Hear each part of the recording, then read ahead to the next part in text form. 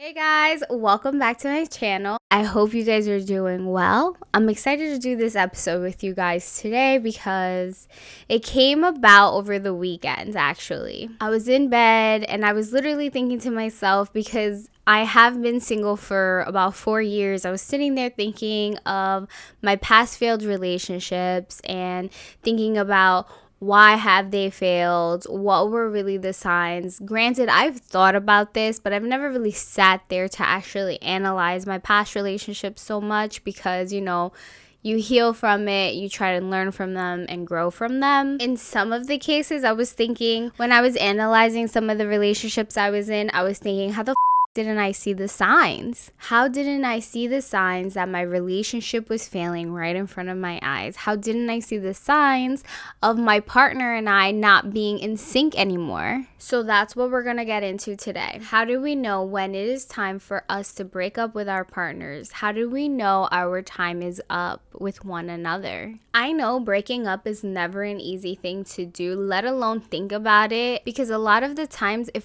hurts. Breakups are never an easy thing to deal with, especially when you add in all the factors as to why you're breaking up. But today we're going to get into these signs of a breakup coming up, or signs to let you know that the relationship is not doing too well and it can end into a breakup. And it can end in a breakup. And don't get me wrong, not every relationship ends because of the things I'm going to talk about. These are just my personal experiences that I've had with these signs and my own opinions and thoughts. To me, the signs that I'm going to talk about today are more of noticeable ones that you would be able to notice coming from either you or your partner. But one thing's for sure, when it comes to signs, a lot of us try to neglect them, and we neglect seeing them. And I don't care who the you are, because every single one of us individuals have sat there, either made an excuse or tried to neglect the signs that are given right in front of your eyes. So let's get into some of these signs that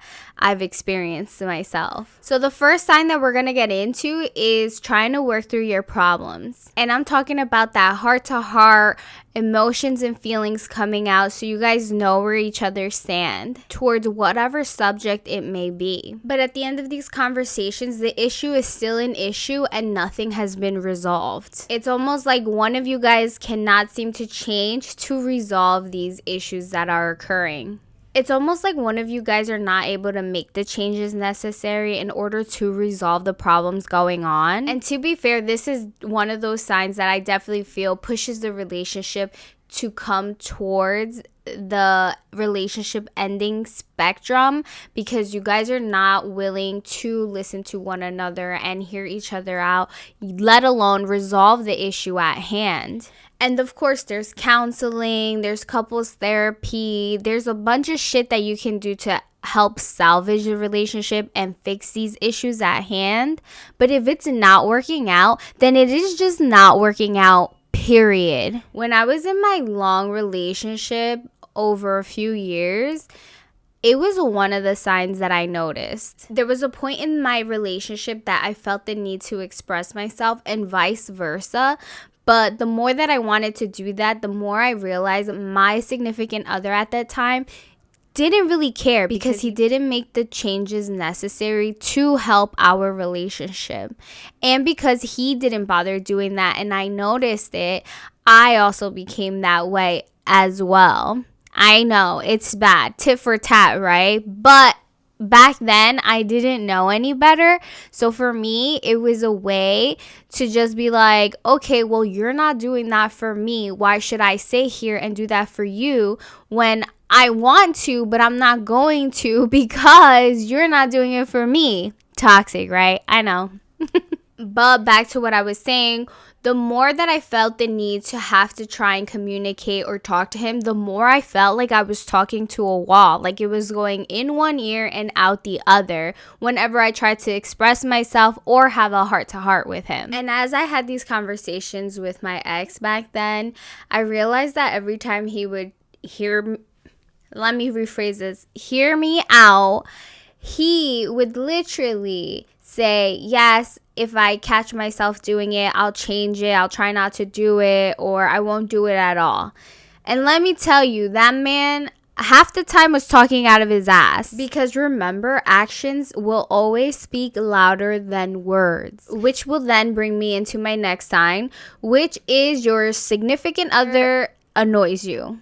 And when I say annoys you, I mean they will regularly become annoying to you. I will say this though, when it comes to saying something and then not following through with it, it really puts a bad taste in my mouth. And not for nothing, when the actions and what's coming out of someone's mouth don't line up or match up, you easily get triggered. For me personally, if you're making a promise or you're gonna tell me you're gonna catch yourself or not do something, I take it literally. I need the person to know that they are being aware of themselves and of my feelings and my emotions. Because if you can't even keep a promise, then you got me all the way f***ed up. I start becoming annoyed so easy. And I get it, we all have flaws. No one's fucking perfect. No one will ever be perfect. And no one will be perfect in each other's eyes. Maybe there is the select few of people that will see someone else as perfect. But come on, let's call it like it is and be honest, because even they have flaws. When you think about the beginning of your relationship, do you ever sit there and wonder how much slack you would cut your partner and vice versa? That shit seemed so easy back then. It always seems easy in the beginning. I definitely say that we all neglect a few things in the beginning of any relationship when started. It could honestly even be from the way they chewed their food to being late occasionally, or how messy you might think they are. At one point, this is tolerable. But if you find yourself getting to the point where most things irritate you, and those things that didn't bother you back then now really annoy you and trigger you, then we have a situation, because clearly it's irritating the out of you. And clearly you're not going to overlook it now, because it's the things that are standing out to you more. And I will say that I've experienced this one myself. I've definitely been in a relationship where the partner I had, little things became more annoying with them, more and more. But I was so young at the time that I did not realize that.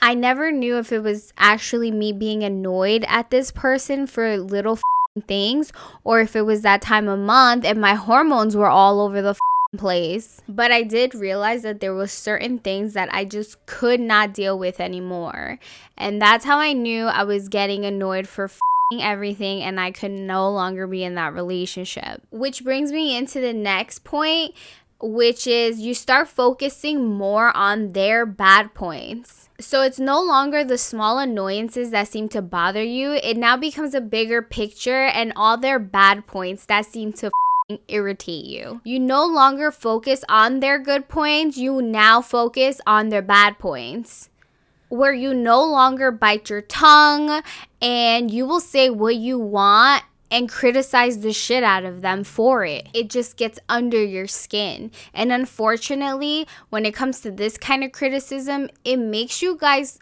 go further apart, which then leads to defensiveness, anger, and resentment. All of the above. I recall one of my exes always criticizing me on the things that I did and the things that I didn't do, which was really annoying, that it became to a point where I was just like, why the are you with me if you clearly don't like the things that I do for you nor appreciate them? Because at the end of the day, nothing seems good enough for this man. And when I think about it now and I'm outside of that bubble, I see it for what it is.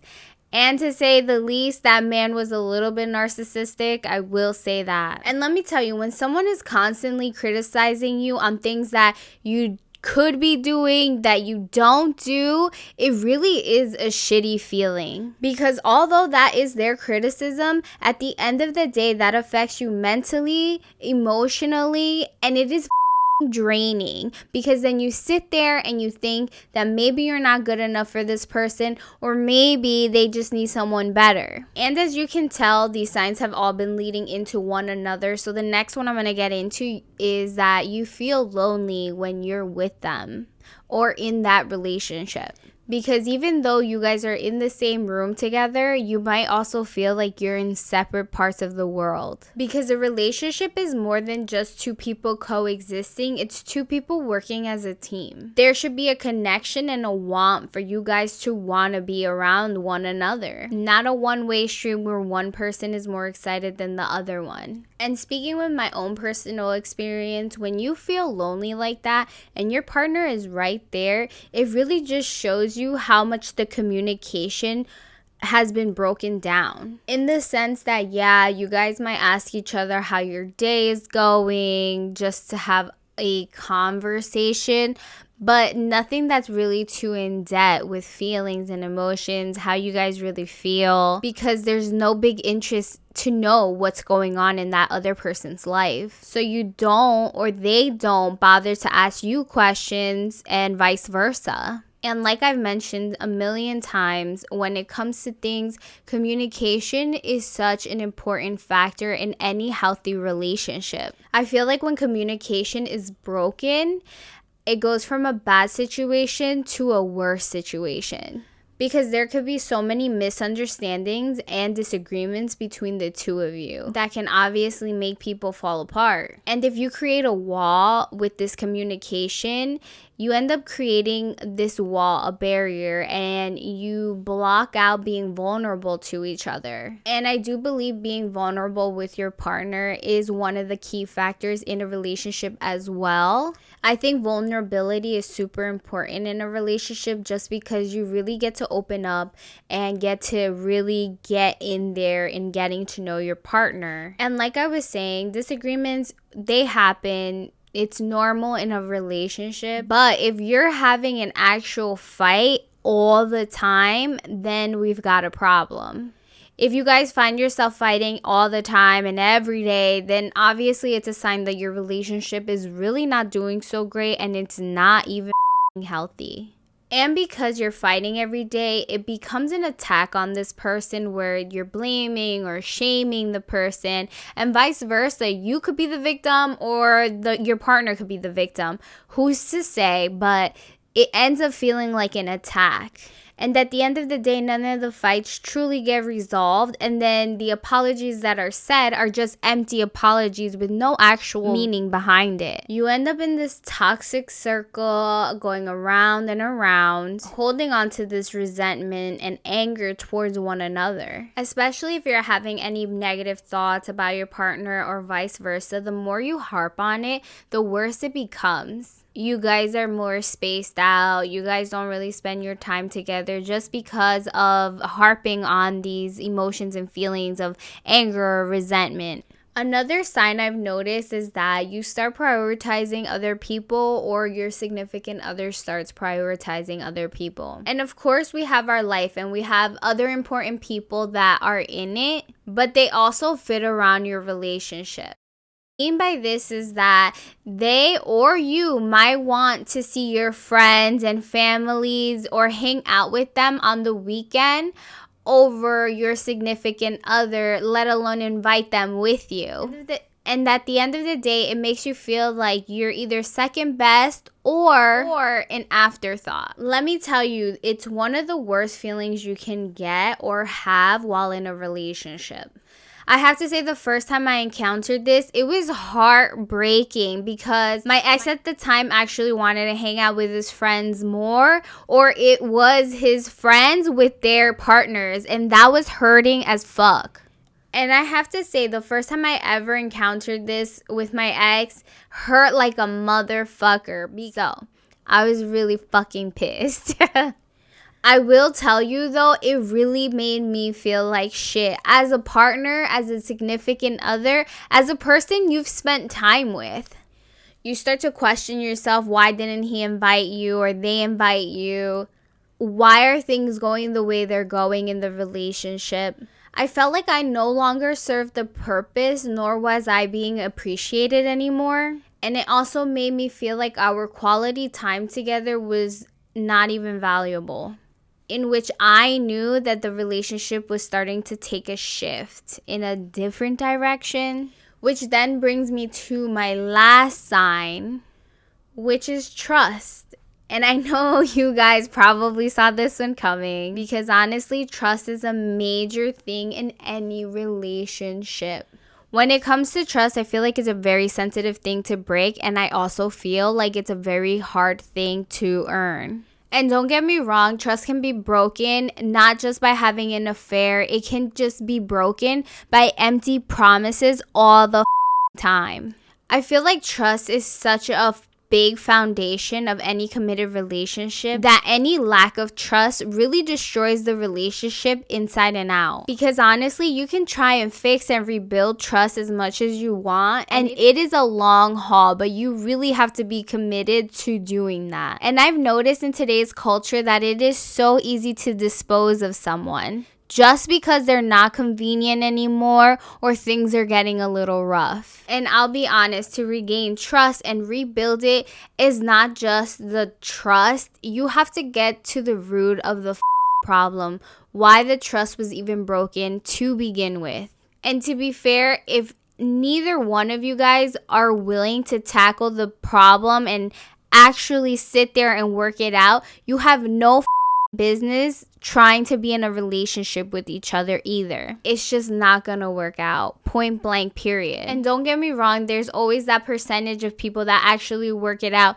and actually build trust with their partners again. But let me tell you, they go through a monument of things to actually rebuild that trust. And in the culture and society that we live in now, we no longer want to do that work. We are more into disposing of people because it is so much easier to do and start something new with someone else. And why I say this is because in my relationship, I experienced trust being broken. I knew I wanted to do what I could with this man and try to make it work, but at the end of the day, I saw that man was not willing to do the work. He rather burned the bridges that he had with me than try to work it out and talk things through. And when I took note of that, I knew the relationship that I had with this man was no longer a relationship, and I knew there was no future with us at all anymore.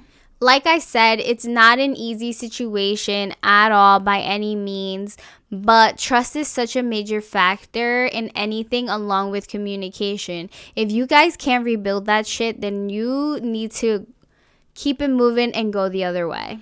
And granted, these are not the only signs. There's plenty more, like your goals don't meet each other's goals.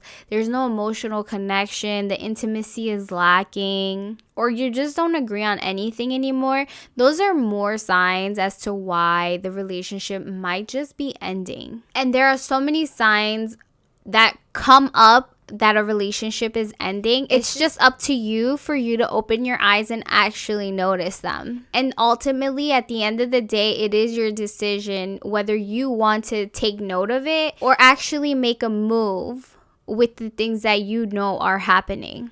But these are just my opinions and the signs that I saw when I was in a relationship that showed me my relationship was ending. And I'm sure I'm not the only one who's ever experienced these signs or neglected them. But these signs are here for you to know well enough that you probably need to start a new chapter in your life. But anyways, like always, thank you guys for listening and tuning in. If you're watching on YouTube, thank you for tuning in on YouTube. Please subscribe, and I will see you guys on my next one. Bye.